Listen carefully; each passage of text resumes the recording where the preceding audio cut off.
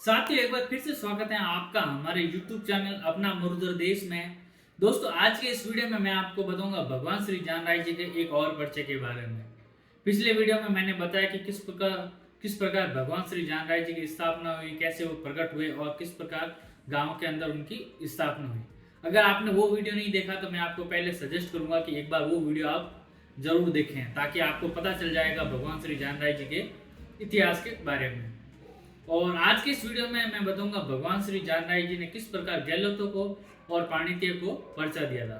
पाणित्य का मतलब होता है कि एक मजदूर। भगवान श्री जानराय जी ने एक मजदूर को भी पर्चा दिया था, तो उसी के बारे में मैं आपको विस्तार से बताने की कोशिश करूंगा।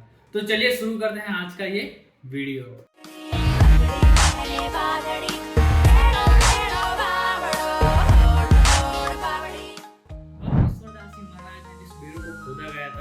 को जिसके अंदर से भगवान श्री जानराय जी प्रकट हुए थे, उसको पकाकर तैयार कर लिया गया था। अब उसको बेरा बनाने के लिए एक रहट की आवश्यकता थी। रहट का मतलब है कि एक ऐसा यंत्र जिसके द्वारा कुएं में से पानी को बाहर निकाला जाता था, जिसको हम रहट बोलते थे।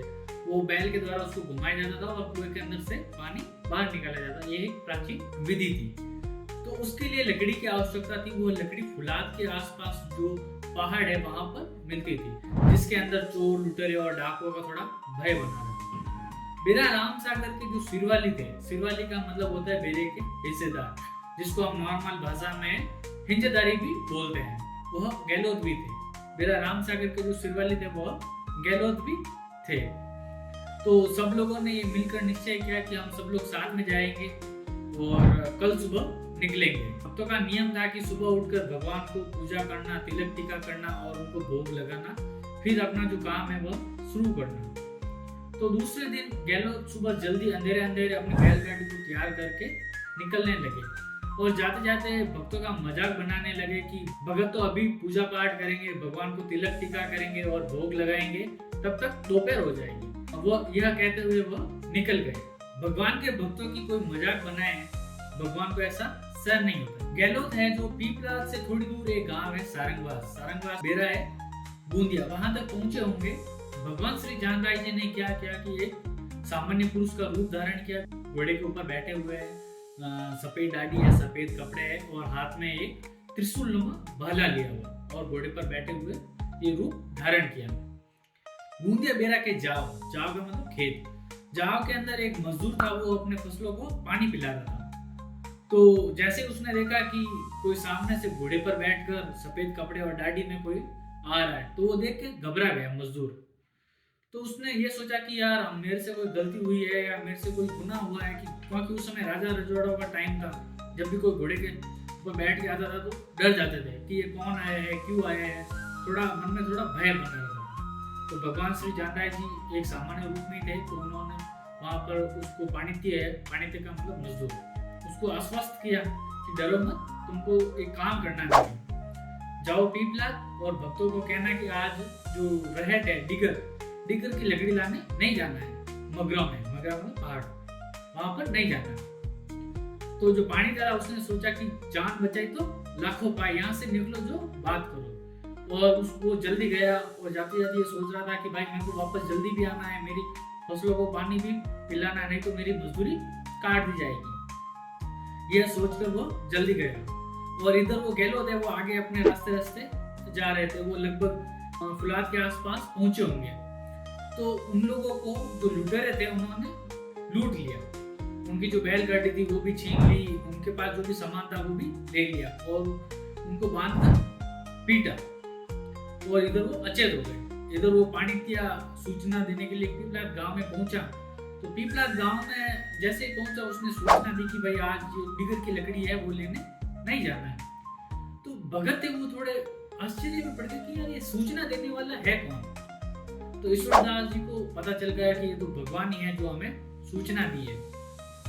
तो वो आज डिगर की लकड़ी लेने नहीं गए। गहलोतों को बांध कर पीटा था तो वो सारे अचेत हो गए थे, वो जंगल में वैसे ही पड़े थे। तो भगवान श्री जानराय जी ने देवनारायण भगवान को कहा कि आप गहलोतों की सहायता करो, इनको वापस रास्ते पर लेके आओ और इनको रास्ता दिखाओ। तो भगवान देवनारायण ने क्या किया कि एक सामान्य पुरुष का रूप धारण किया और उधर वो गैलो थे तो इधर उधर रास्ता ढूंढने लगे। वो भटक रहे थे, उनको रास्ता नहीं मिल रहा था। फिर अचानक से वो एक घर के सामने पहुंचे, जिस घर के अंदर देवनारायण भगवान एक सामान्य पुरुष के रूप में थे। तो भगवान देवनारायण ने उनको पानी पिलाया और उनको भोजन करवाया। तो फिर गहलोत ने कहा कि हम पीपलाद गांव में जाना चाहते हैं, रास्ता भटक गए हैं, हमें रास्ता दिखाओ। तो भगवान देवनारायण ने उनको आराम करवाया और उनकी जो बैलगाड़ी थी और जो भी सामान था वो लेके आया और बैलगाड़ी को जोता। देवनारायण भगवान ने कहा कि आगे आगे मैं चलता हूँ, आप मेरे पीछे पीछे चलिए। तो वो पीछे पीछे आ रहे थे। इधर जो पाणित्य था वो पीपलाद में सूचना देकर वापस आ रहा था। जैसे ही वो वापस आके अपने खेत में देखता है तो कि जो पानी है धुरे के अंदर है। धुरे का मतलब है जिसके अंदर से पानी कैरे में जाता है, फसलों में जाता है। उस धुरे के अंदर तो पानी है बट कैरे में नहीं है। वो आश्चर्य में पड़ गया कि ये क्या लीला है, पानी धुरे में से आगे क्यों नहीं जा रहा है। तो भगवान से विनती की कि भगवान ये क्या लीला है, मेरी तो मजदूरी काट देंगे। तो भगवान ने देखा भगवान का जो भाला था धुरे के ऊपर ऐसे गाड़ा हुआ था, भगवान ने रोक दिया था। तो जैसे ही भगवान ने वो अपना भाला बाहर निकाला तो पानी आगे चलने लगा। जो पाणित्य था उसने कहा कि भगवान मेरे हर साल मतलब जो सिंचाई है वो भी कम होती है और जो फसल है वो भी कम होती है। तो भगवान ने उसको आशीर्वाद दिया और कहा कि जो तेरी फसल है वो ज्यादा होगी और जो तेरी सिंचाई है वो भी ज्यादा होगी। तो इस प्रकार भगवान श्री जानराय जी ने उसको आशीर्वाद दिया, जिसके फलस्वरूप उसकी जो फसल है वो ज्यादा हुई और उसकी जो सिंचाई है वह भी ज्यादा होने लगी। और इधर वो अपने जो गैलो थे वह रास्ते से आ रहे थे। जैसे वो रास्ते पीपलाद में एक बेरा है, लाडकी बेरा के पास पहुंचे थे। जो गैलो थे उन्होंने देखा कि हमारा जो गांव है वो आ गया है और वो पहचानने लगे रास्ता। तो उन्होंने देवनारायण भगवान को कहा, देवनारायण भगवान एक सामान्य रूप में थे, तो उनको कहा कि आप चले जाइए, अभी हमारा गांव आ गया है, हमारा बेरा भी आ गया है, आप यहाँ से चले जाइए, हम अब चले जाएंगे। तो भगवान देवनारायण ने कहा कि अब मैं यहाँ से नहीं जाऊंगा, अब मैं यहीं रहूंगा। आपको मेरे को जात जावण देनी पड़ेगी। जात जावण मतलब एक समय का जो दूध है वो चढ़ाना होगा। तो जो गहलोत थे वह हनुमान जी के भक्त थे, वो हनुमान जी की भक्ति करते थे, हनुमान जी की पूजा करते थे। तो देवनारायण भगवान के द्वारा उनको रास्ता बताया गया, उनको सही रास्ते पर लाया गया।